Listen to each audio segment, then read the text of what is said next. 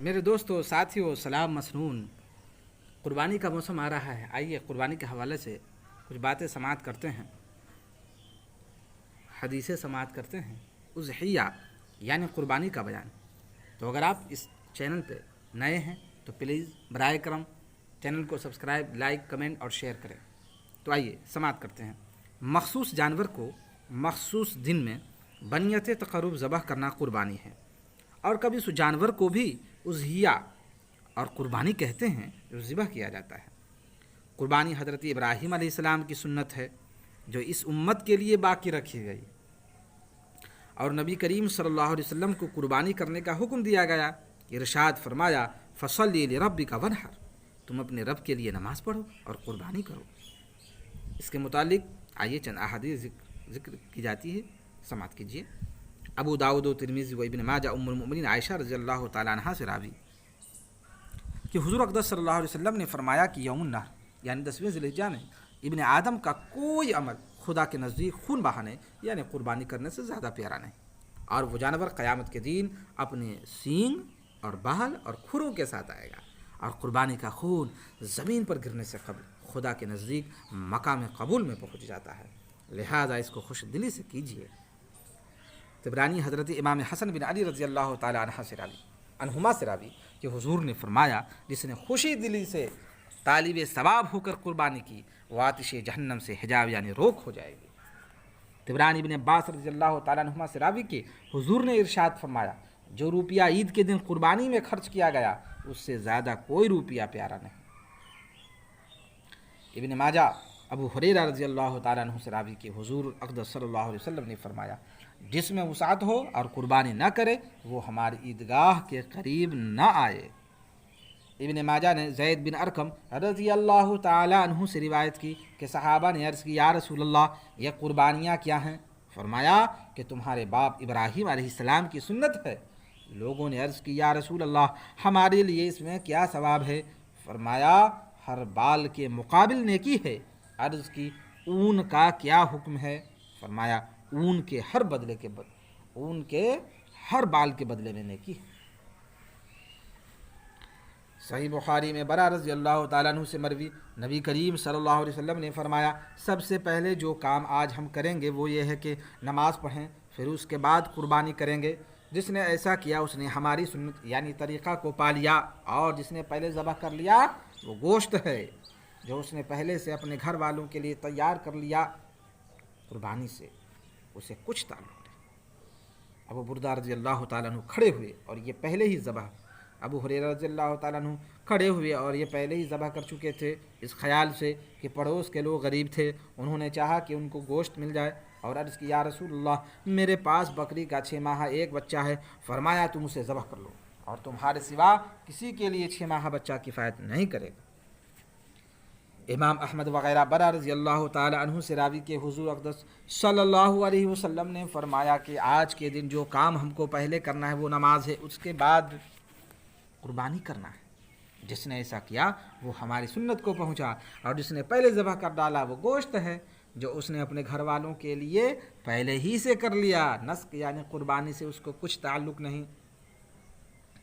امام مسلم حضرت عائشہ رضی اللہ تعالی عنہا سے راوی کہ رسول اللہ صلی اللہ تعالی علیہ وآلہ وسلم نے حکم فرمایا کہ سینگ والا مینڈھا لایا جائے جو سیاہی میں چلتا ہو اور سیاہی میں بیٹھتا ہو اور سیاہی میں نظر کرتا ہو، یعنی اس کے پاؤں سیاہ ہوں، پیٹ سیاہ ہو اور آنکھیں سیاہ ہوں، وہ قربانی کے لیے حاضر کیا گیا۔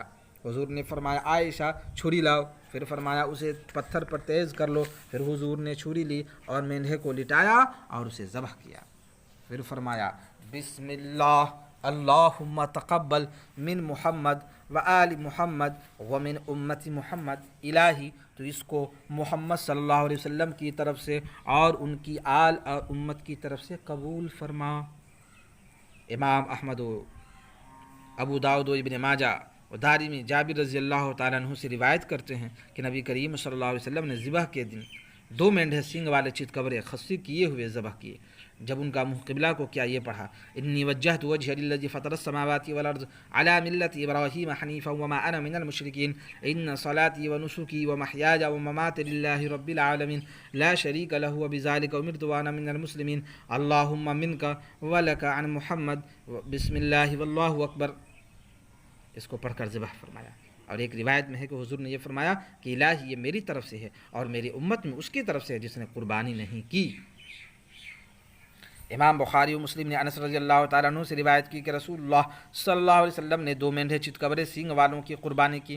انہیں اپنے دستے مبارک سے ذبح کیا اور بسم اللہ واللہ اکبر کہا. کہتے ہیں میں نے حضور کو دیکھا کہ اپنا پاؤں ان کے پہلوؤں پر رکھا اور بسم اللہ واللہ اکبر کہا.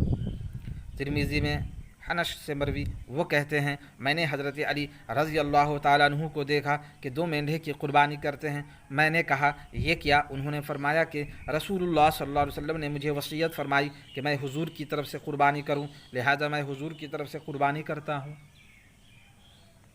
ابو داؤد و نسائی عبداللہ بن عمر رضی اللہ تعالیٰ عنہما سے راوی کہ رسول اللہ صلی اللہ علیہ وسلم نے فرمایا مجھے یوم اضحیٰ کا حکم دیا گیا، اس دن کو خدا نے اس امت کے لیے عید بنایا.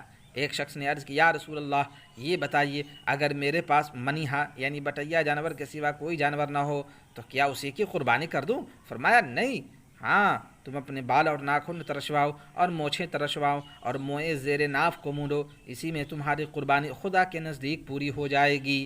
یعنی جس کو قربانی کی توفیق نہ ہو اسے ان چیزوں کے کرنے سے قربانی کا ثواب حاصل ہو جائے گا. مسلم و ترمذی و نسائی و ابن ماجہ ام المومنین ام سلمہ رضی اللہ تعالی عنہا سے راوی کہ حضور نے فرمایا جس نے ذی الحجہ کا چاند دیکھ لیا اور اس کا ارادہ قربانی کرنے کا ہے تو جب تک قربانی نہ کر لے بال اور ناخنوں سے نہ لے یعنی نہ ترشوائے نہ کٹوائے. طبرانی عبداللہ بن مسعود رضی اللہ تعالی عنہما راوی کے حضور نے فرمایا قربانی میں بڑے جانور کی طرف سے اور اونٹ بڑے جانور کی طرف سے 7 حصہ ہے. ابو داؤد و نسائی و ابن ماجہ مشاج بن مسعود رضی اللہ تعالیٰ عنہ سے راوی کے حضور نے فرمایا بھیڑ کا جزع یعنی 6 مہینے کا بچہ سال بھر والی بکری کے قائم مقام ہے. امام احمد نے روایت کی کہ حضور اقدس صلی اللہ علیہ وسلم نے فرمایا کہ افضل قربانی وہ ہے جو بے اعتبار قیمت اعلیٰ ہو اور خوب فرما ہو. طبرانی ابن عباس رضی اللہ تعالیٰ عنہما سے راوی کے حضور نے رات میں قربانی کرنے سے منع فرمایا. امام احمد وغیرہ حضرت علی رضی اللہ تعالیٰ عنہ سے راوی کے حضور اقدس صلی اللہ علیہ وسلم نے فرمایا 4 قسم کے جانور قربانی کرنے کے درست نہیں، کانا جس کا کانا پن ظاہر ہے اور بیمار جس کی بیماری ظاہر ہو اور لنگڑا جس کا لنگ ظاہر ہے اور ایسا لاغر جس کی ہڈیوں میں مغز نہ ہو. اسی کی مثل امام مالک و احمد و ترمذی و ابو داؤد و نسائی و ابن ماجہ و دارمی برا بن عازب رضی اللہ تعالیٰ عنہ سے راوی. امام احمد و ابن ماجہ حضرت علی رضی اللہ تعالیٰ عنہ سے روایت کرتے ہیں کہ رسول اللہ صلی اللہ علیہ وسلم نے کان کٹے ہوئے اور سینگ ٹوٹے ہوئے کی قربانی کرنے سے منع فرمایا.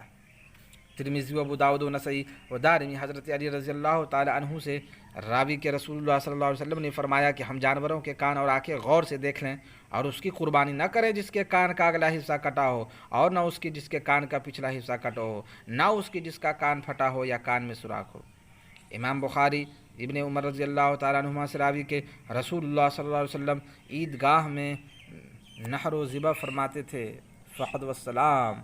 جاتے جاتے پھر میں کہوں گا کہ اگر آپ میرے چینل پہ نئے ہیں تو برائے کرم میرے چینل کو نوشاد فریدی یوٹیوب چینل کو سبسکرائب، لائک، کمنٹ اور شیئر کر دیجیے. فقط والسلام دوستو، پھر ملیں گے.